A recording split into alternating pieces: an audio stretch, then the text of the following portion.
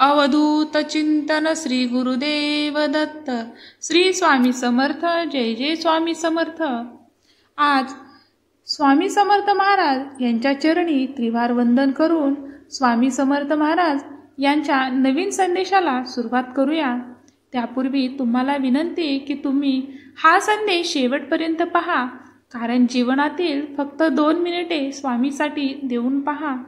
जीवन हे स्वामींच्या हाती आहे, त्यामुळे त्यांचे 2 क्षण त्यांच्यासाठी तुम्ही राखून ठेवा। स्वामी तुम्हाला आज सांगत आहेत की बाळा, माझ्याकडे दुर्लक्ष करू नकोस।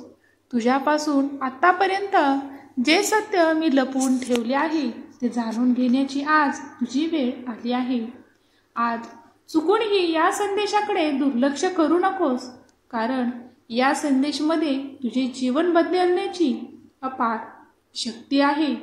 म्हणूनच हा संदेश शेवटपर्यंत पहा आणि तुझा माझ्यावर विश्वास असल्यास आताच आपल्या व्हिडिओला लाईक करा आणि कमेंटमध्ये स्वामी माझा तुमच्यावर विश्वास आहे टाईप करा आणि भाग्यवंत ठरा।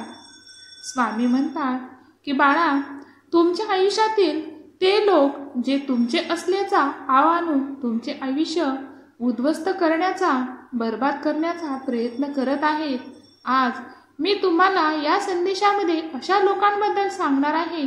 त्यामुळे आज तुम्ही हा संदेश पूर्णपणे ऐकून घ्या, मध्येच सोडू नका, अशी माझी तुम्हाला आज्ञा आहे। स्वामी म्हणतात की बाळा, जीवनात जर विश्वास ठेवू शकलास तर तितक्याच लोकांवर तू विश्वास ठेवलास आणि त्याचा परिणाम की तुला माहीत आहे ती तुझीच माणसे आहेत, ज्यांना तुम्ही तुमच्या जीवापेक्षा जास्त मानले। अशा लोकांनी वेळ आल्यावर तुमचा नेहमीच विश्वासघात केला आहे। आज मी तुम्हाला आयुष्यातील एक कटू सत्य सांगणार आहे, जे तुम्ही याआधी कधीच ऐकले नसेल।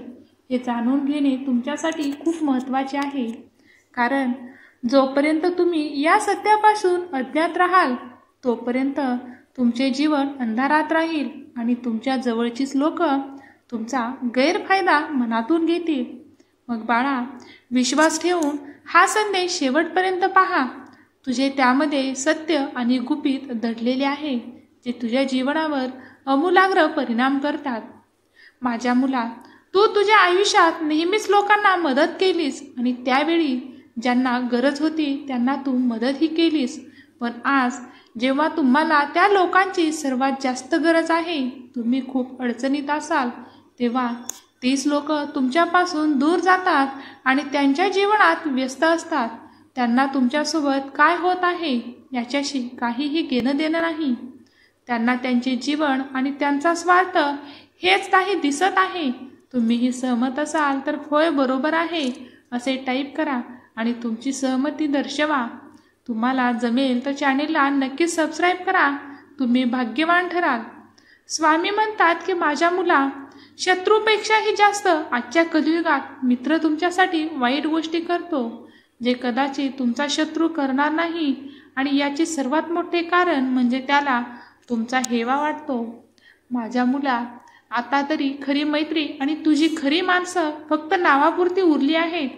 अशी माणसं तुला फार कमी भेटतील, जी तुला तुझ्या आयुष्यात साथ देण्याचा प्रयत्न करतील, तुझ्या वाईटामध्ये तुला साथ देण्यासाठी धावत येतील। बाळा, हे जग स्वार्थाचं आहे। आयुष्यात अशा फसवणुकीचा सामना करावा लागेल ज्याचा तुम्ही आज सामना करत आहात। तुला आता स्वतःला बदलावं लागेल, जशी दुनिया तसं तुला वागावंही लागेल। जर तुम्ही स्वतःला नेहमी इतरांसाठी तयार ठेवले तर हे कलियुगातील जग तुमच्या स्वतःच्या फायद्यासाठी नेहमीच तुमची आठवण ठेवेल आणि तुमच्या बाबतीत असे काही घडावे अशी इच्छा नाही, कारण तुम्ही माझे सर्वात प्रिय भक्त आहात। आजच्या नंतर कितीही प्रेम केले तरीही तुम्ही माझ्या इतके प्रेम कोणावरही करणार नाहीत आणि माझ्या इतका विश्वास कधीच कोणावर ठेवणार नाहीत। हा माझा दृढ विश्वास आहे, कारण तुम्ही माझे बाळ आहात आणि माझ्या शब्दांवर तुम्ही विश्वास ठेवतात। अरे, या जगात फक्त आई आणि वडील या 2 व्यक्तीशिवाय कोणीही तुमच्यासोबत नाही, आणि तुम्हाला दुःखात साथ देणारे स्वामीशिवाय या जगात कोणीही पाहायला मिळणार नाही। त्यामुळे बाळा, विश्वास ठेवताना आणि प्रेम करताना नेहमी विचार करा की पुढचा व्यक्ती कसा आहे आणि कोण आपल्यासोबत कसा वागेल याची शाश्वती कोणीच घेऊ शकत नाही. म्हणून माझ्या मुलांनो, आता तुम्हाला कलियुगातील जगापासून वेगळे व्हावे लागेल आणि मी सांगत असलेल्या मार्गावर चालावे लागेल. ते तुम्हाला त्यांच्या शब्दात अडकवण्याचा प्रयत्न करतील आणि जर तुम्ही त्यांचे म्हणणे मान्य केले आणि त्यांना मदत केली तर ते तुम्हाला परत पुन्हा फसवतील आणि तुम्हाला एकटेही सोडतील. म्हणून माझ्या मुलांनो, आता तुम्हाला कलियुगातील जगापासून वेगळे व्हावे लागेल. तुम्हाला मी तोच मार्ग दाखविला जो सत्याचा असेल, तुमच्या जीवनाच्या उद्धाराचा असेल. माझ्या मुला, आता स्वतःसाठी ध्येय निश्चित करा जे तुम्हाला आयुष्यात नवीन उंचीवर घेऊन जातील. आता तुम्हाला अशा लोकांना हे सिद्ध करावे लागेल की तुम्ही तुमच्या आयुष्यात एकट्याने सर्व काही मिळवू शकता जे हे लोक मिळवूही साध्य करू शकले नाही. तुम्हाला स्वतःला इतके मजबूत बनायचे आहे की आता तुम्ही मोठ्या आव्हानावरही सहज मात करू शकाल आणि येणाऱ्या संकटात तुम्ही एकटेच हुरून उराल. माझ्या मुला, जसा दिवा खोलीत पसरलेला अंधार त्याच्या प्रकाशाने दूर करतो, त्याचप्रमाणे तुला तुझ्या आयुष्यात पसरलेला अंधार तुझ्या कष्टाने दूर करायचा आहे, जो तुला तुझ्याच फसवणुकीमुळे मिळाला आहे. माझ्या मुला, लोक नेहमीच तुला खाली आणण्याचा प्रयत्न करतील, पण आता तुला फक्त तुझ्याबद्दलच विचार करायचा आहे आणि कोणाच्याही हाती न लागता स्वतःला नवीन उंचीवर घेऊन जा. जीवनात तुला हव्या असणाऱ्या गोष्टी तू स्वतःच प्राप्त करून घे, कारण हे जग फक्त तुझ्यासोबत तुझ्या सुखात असेल, तुझ्या दुःखात कोणीही सोबत राहणार नाही. म्हणून चांगले कर्म करून तू प्रत्येक क्षेत्रात यश मिळवू शकतेस हे दाखवून द्यायचे आहे, ज्यात दुसरेही कोणीही करू शकत नाही आणि त्यात तुझी कोणीही फसवणूक करणार नाही. आजपर्यंत अपूर्ण राहिलेल्या तुझ्या सर्व अपूर्ण इच्छा तुझ्या आशीर्वादाने पूर्ण होतील. बाळा, तुझे आयुष्य सदैव आनंदात जावो असा मी तुला आशीर्वाद देतो. आता तुमच्या आयुष्यात हे नेहमी लक्षात ठेवा की तुम्हाला सर्व काही एकट्यानेच करायचे आहे आणि एकट्यानेच येणाऱ्या संकटांना पुढे जाऊन 2 हात करायचे आहेत. हे जग तेव्हाच तुमच्यासोबत येईल जेव्हा तुम्ही नाव कमवाल, पैसा कमवाल आणि जगामध्ये तुमची एक वेगळी ओळख तयार होईल. तेव्हा तुमच्या जवळचे तुमच्यासोबत हात मिळवण्यासाठी पुढे येतील, पण जेव्हा तुम्हाला गरज आहे तेव्हा तीच लोक तुमच्या हातात असणारा हात ही पाठीमागे काढून घेतील. त्यामुळे विश्वास हा विश्वास ठेवूनच ठेवा. आता त्या गोष्टी विसरून नवीन आयुष्याला सुरुवात कर आणि नव्या सुरुवातीला फक्त तुझ्यावर लक्ष केंद्रित कर. विश्वास ठेवा की तुमचा विश्वास तुम्हाला शक्ती देईल. दुसऱ्याच्या गोष्टीत अडकण्यापूर्वी नेहमी लक्षात ठेवा की या जगात कोणतीही आणि कोणतीच गोष्ट कोणासाठी नाही. हे जग फक्त स्वार्थी आहे. जे स्वार्थ आहे अर्थासाठी तुमच्याकडे येतो आणि जेव्हा तुम्हाला या जगात काही अर्थ नसतो तेव्हा तेच तुम्हाला सोडून जातात. तेव्हा माझ्या मुला, आता कोणावरही विश्वास ठेवू नकोस, कारण या जगात प्रत्येकजण त्यांचा स्वार्थ कशात आहे आणि त्यांना तुमच्यापासून काय मिळणार आहे याच गोष्टीचा विचार करून तुमच्यापर्यंत आलेले आहेत. त्यामुळे तुम्ही कोणामध्ये गुंतत असताना पुढचा व्यक्ती काय करतो आहे आणि तुमच्यासोबत का राहत आहे हे विचार करा.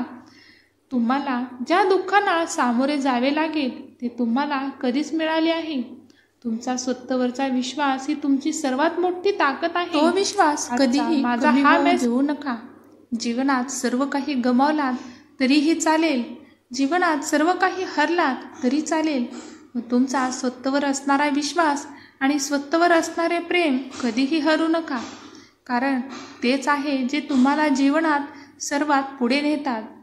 देव आज तुम्हाला म्हणत आहे की मला माहिती आहे की तुम्हाला तुमच्या पैशाची, आरोग्याची किंवा कुटुंबाची काळजी वाटते, पण लक्षात ठेवा मी नेहमी तुमच्या बाजूने काम करत आहे.